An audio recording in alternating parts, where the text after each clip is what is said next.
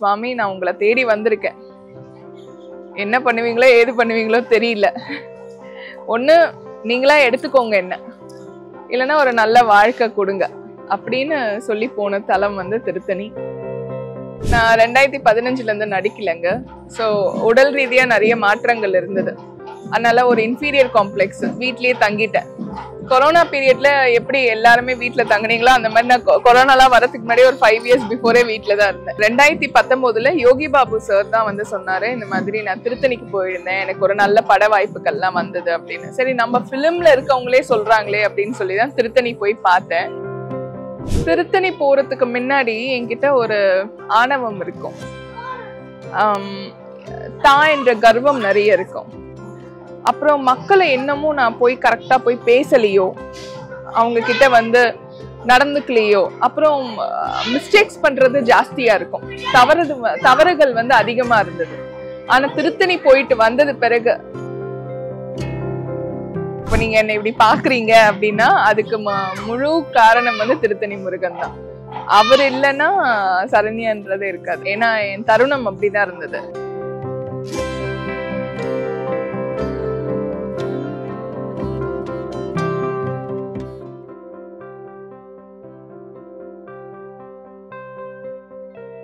நான் 2015 இருந்து நடிக்கலைங்க. ஸோ உடல் ரீதியா நிறைய மாற்றங்கள் இருந்தது. அதனால ஒரு இன்ஃபீரியர் காம்ப்ளெக்ஸ் வீட்லயே தங்கிட்டேன். கொரோனா பீரியட்ல எப்படி எல்லாருமே வீட்டுல தங்கினீங்களோ அந்த மாதிரி நான் கொரோனாலாம் வரதுக்கு முன்னாடி ஒரு 5 years பிஃபோரே வீட்டுல தான் இருந்தேன். 2019 யோகி பாபு சார் தான் வந்து சொன்னாரு, இந்த மாதிரி நான் திருத்தணிக்கு போயிருந்தேன், எனக்கு ஒரு நல்ல பட வாய்ப்புகள்லாம் வந்தது அப்படின்னு. சரி நம்ம ஃபிலிம்ல இருக்கவங்களே சொல்றாங்களே அப்படின்னு சொல்லிதான் திருத்தணி போய் பார்த்தேன். எனக்கு லைஃப்ல வந்து ஒரு மறக்க முடியாத மாற்றத்தை ஏற்படுத்தி கொடுத்தது அந்த டெம்பிள் தான், திருத்தணி தான். ஸோ திருத்தணி போனதுல இருந்து தான் முருகர் பக்தியா டோட்டலா மாறினது.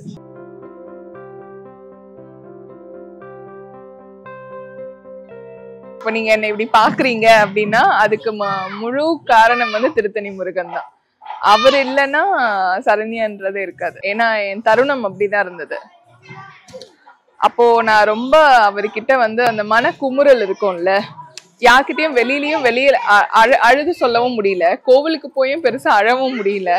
ஆனா மனசுல வந்து அவ்வளவு பாரம் இருந்தது. அங்க போயிட்டு இந்த மாதிரி சுவாமி நான் உங்களை தேடி வந்திருக்கேன், என்ன பண்ணுவீங்களோ ஏது பண்ணுவீங்களோ தெரியல.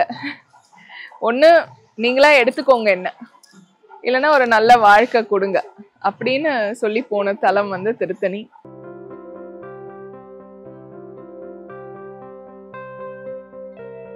திருத்தணி போறதுக்கு முன்னாடி என்கிட்ட ஒரு ஆணவம் இருக்கும், தான் என்ற கர்வம் நிறைய இருக்கும். அப்புறம் மக்களை என்னமோ நான் போய் கரெக்டா போய் பேசலையோ, அவங்க கிட்ட வந்து நடந்துக்கலையோ, அப்புறம் மிஸ்டேக்ஸ் பண்றது ஜாஸ்தியா இருக்கும், தவறுகள் வந்து அதிகமா இருந்தது. ஆனா திருத்தணி போயிட்டு வந்தது பிறகு ஒரு நிதானமும் சரி, எல்லார்கிட்டயும் பேசுற விதம் சரி, அப்புறம் இந்த ஆணவம் கர்வம்லாம் அது இப்போதைக்கு எனக்கு அதை நினைச்சு பார்த்தா அதுக்கான மீனிங் கூட தெரிய மாட்டேங்குது. அந்த லைஃப் அழகா அமைச்சு கொடுத்ததாகட்டும், அவசர புத்தி இன்னமும் இருக்கு, கோபம் இன்னமும் இருக்கு. ஒருவேளை அவருக்கான கோபம் அப்படியே எனக்கு ஒட்டிக்கிட்டு இருக்கோம் அப்படின்னு தோணும் சில நேரத்துல, என்னன்னா இவ்வளவு கோவப்படுறோம் அப்படின்னு. பட் அந்த நிமிஷம் கோவப்பட்டா கூட அடுத்த நிமிஷம் அவங்க கிட்டயே போய் என்ன தெரியாம கோவப்பட்டுட்டேன் மன்னிச்சிடுங்க அப்படின்னு சொல்ற குணமும் இருக்கு.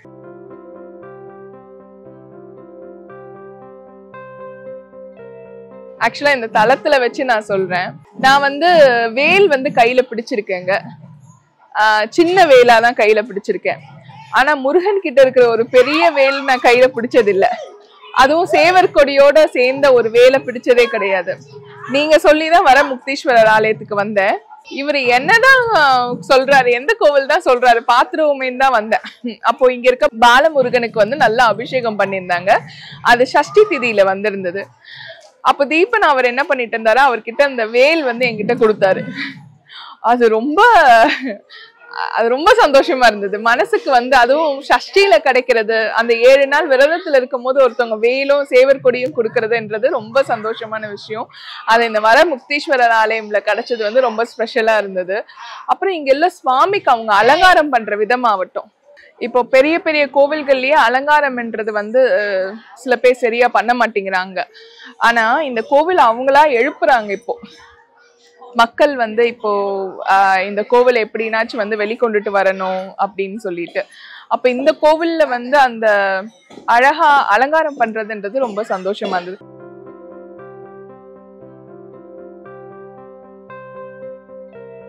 இப்போதைக்கு கேட்டீங்கன்னா சுவாமி மலை தான். சுவாமி மலைக்கு ஒரு தடவை போயிருக்கும் போது சண்டை போட்டுட்டு வந்துட்டேன். திரும்ப வரைக்கும் இன்னும் சாமி மலைக்கு போல, என்னமோ ஒரு கோவம், அதனால அவர்கிட்ட சண்டை போட்டுட்டு வந்துட்டேன். அப்புறமா தெரிஞ்சது சண்டை போட்டது முருகன் கிட்ட, போய் மன்னிப்பு அவர்கிட்ட தான் கேட்கணும்னு சுவாமி மலை தான். சண்டை போட்டு வந்ததுனால நீ வராதுன்னு சொல்லிட்டாரா என்னன்னு தெரியல, இன்னும் வரல, அந்த நாட்கள் அமையல. பட் கூடிய சீக்கிரத்துல வர 2025 கண்டிப்பா போயிடுவேன்.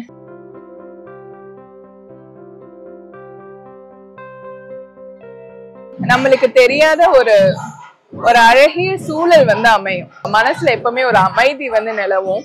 அப்புறம் பெரிய பிரச்சனை வந்தாலும் ஒரு தைரியத்தோட அதை வந்து நம்ம பேச ஆரம்பிப்போம். இல்ல நான் அடுத்த கட்டத்துக்கு கண்டிப்பா போவேன். நிறைய பிரச்சனைகள் வந்தாலுமே கூட அவங்க கிட்ட நின்னு நிதானமா பேசுறதுக்கான ஒரு ஆற்றலும் நம்மளுக்கு வரும். பக்திக்குள்ள நீங்க போக போக அது ஒரு தனிப்பட்ட ஒரு மனநிலைங்க. அதுல வந்தா மட்டும்தான் உங்களுக்கு அந்த சுவாரஸ்யம் தெரியும்.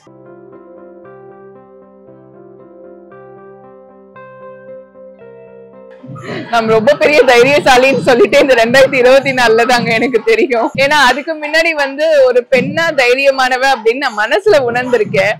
ஆனா நிறைய ப்ராப்ளம்ஸ ஃபேஸ் பண்ணும் போது அதுவும் நிதானமா சிரிச்சுட்டே பேசுற அந்த குணமும் அந்த தைரியமும் என்கிட்ட இருக்குன்றதே இந்த 2024 தான் எனக்கு தெரியும். 2024 மறக்க முடியாத ஒரு விஷயம்னா நான் வந்து திருத்தணி ஐயனுக்காக வந்து முடி காணிக்கை கொடுத்ததுதாங்க. நான் வந்து வாழ்க்கையில நினைச்சு பார்க்கல. நான் வந்து வளர்ந்து ஒரு வயதுக்கு வந்த பிறகு நான் வந்து முடிக்காணிக்கை வந்து அவருக்கு கொடுப்பேன்னு சொல்லிட்டு நான் கனவுல கூட நினைச்சு பார்க்கல. அது அவருக்காக கொடுத்ததுல அவ்வளவு பாக்கியமாவும் இருக்கேன். இப்ப பாருங்க, ரஜினி சார் மாதிரி ஆயிட்டேன். முதல் வாட்டி முடிக்காணிக்கை கொடுத்தோனுங்க, முடிய வந்து எடுக்கிறாங்க. எடுத்து முடிச்சுட்டு நான் திருத்தணிக்குள்ள போகும்போது என்னை எல்லாரும் எப்படி பாப்பாங்களோன்ற பயத்திலேயே தான் போனேன். ஆனா ஐயனை பார்த்த பிறகு அந்த அபிஷேகத்தை பார்த்துட்டு ஐயன் கிட்ட வந்து, ஐயா நான் உங்களுக்காக நேர்த்தி கடனை கொடுத்துட்டேன்னு சொல்லிட்டு வெளியில வரும்போது பயங்கர ஒரு கான்பிடென்ட்டா வெளியில வந்தேங்க. அந்த கான்பிடென்ட் இப்ப என் அழகு மேல இருக்கிற எனக்கு ஒரு கான்பிடென்ட், என் உருவத்து மேல என் எண்ணத்து மேல இருக்க கான்பிடென்ட் வந்து இந்த முடிக்காணிக்கை கொடுத்த பிறகுதாங்க வந்துச்சு. அதனால முடிக்காணிக்கை கொடுத்த பிறகு ஐயோ அசிங்கமாயிட்டுமோ அதெல்லாம் நான் நினைக்கவே இல்லை. இன்ஃபேக்ட் வந்து நான் வந்து முடி இல்லாத போது ஒரு ஷால் எல்லாம் வச்சு நான் மறைக்க கூட கிடையாது. நான் ஐயனுக்காக முடி கொடுத்துருக்கேன். அதுக்கு எப்பவுமே நான் வெக்கப்படவும் இல்லை.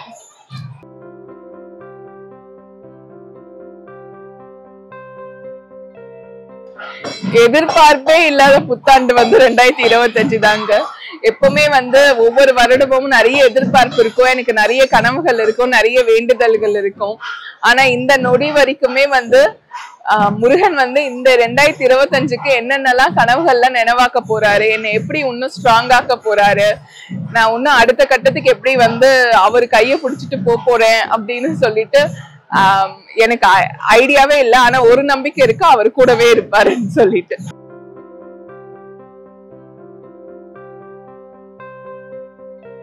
திருத்தணி வந்து நான் நிஜமா சொல்றேங்க, திருத்தணிக்கு நான் போகும்போது திருத்தணிய பத்தி இவ்வளவு பேச போறேன்னே எனக்கு தெரியாது. நான் இன்னைக்கு சொல்றேன், என்ன விளம்பரம் படுத்திக்கணும்னு எனக்கு அவசியம் கிடையாதுங்க. ஏன்னா நான் ஏற்கனவே சினிமால நடிச்சுக்கிட்டு இருக்க ஒரு பொண்ணு, இப்ப நடிக்கல, திருப்பியும் நடிச்சேன்னா திருப்பி சினிமாவே என்ன வந்து விளம்பரம் படுத்திடும்.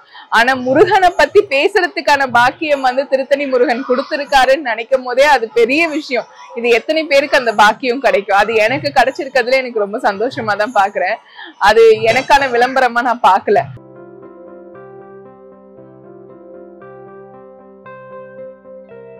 வேல்மாறல் என்றது வந்து அருணகிரிநாதரால் எழுதப்பட்டதுங்க. அது வள்ளிமலை சுவாமிகள் வந்து 64 பாட்டா முன்னும் பின்னும் வந்து அமைச்சு கொடுத்திருந்தாரு. வள்ளிமலை சுவாமிகளுக்கு என்னன்னா, ஒரு தீவிரமான ஒரு மந்திரவாதி வந்து அவரை ரொம்ப துன்பப்படுத்தி இருக்காரு, வள்ளிமலையவே சுத்தி துன்பப்படுத்தி இருக்காரு. அந்த மந்திரவாதியை அழிச்ச அந்த ஒரு பலன் வந்து வேல்மாறல் படிக்கும் போது உருவாகி இருக்கு.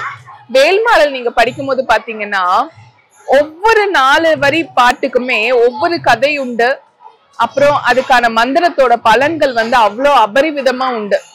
நான் முதல்ல படிக்கும் போது கூட நான் நினைச்சு பார்க்கலங்க இந்த அளவுக்கு வேல்மாறல் வந்து என் லைஃபை வந்து மாத்தோம் அப்படின்னு சொல்லிட்டு. ஆனால் வேல்மாறல் படிக்க படிக்க நிறைய அழகான பொக்கிஷம் வந்து இருக்கு. அதனால கந்த சஷ்டி எப்படி படிக்கிறீங்களோ அதே மாதிரி வேல்மாறலையும் படிங்க, உங்களுக்கே ஒரு மாற்றம் கண்டிப்பா தெரியும்.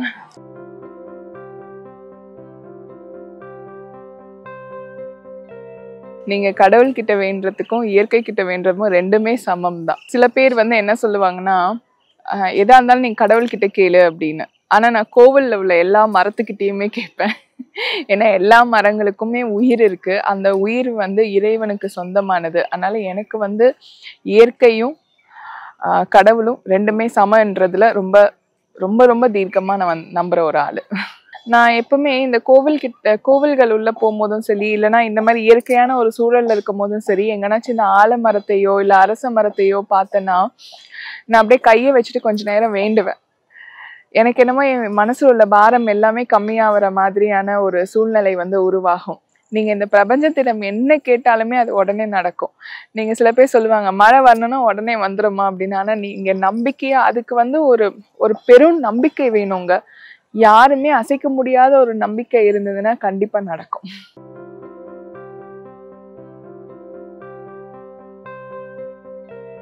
எப்பவுமே குங்குமம் வந்து இட்டுக்கிறது எனக்கு பிடிக்கும். அதனால ஃபர்ஸ்ட் எப்பவுமே காலையில ஏந்திரிச்சோன்னா குங்குமம் தலையில லைட்டா வச்சுக்கிறது, அந்த நெத்தியில லைட்டா இட்டுக்கிறது அது ஒரு மங்களகரமான ஒரு செயல்னு நான் எப்பவுமே நம்புவேன். அதே மாதிரி மனசார யாருக்குமே நீங்க துரோகம் பண்ணாம இருந்தாலும் அதுவும் மங்களகரமான செயல் தான்.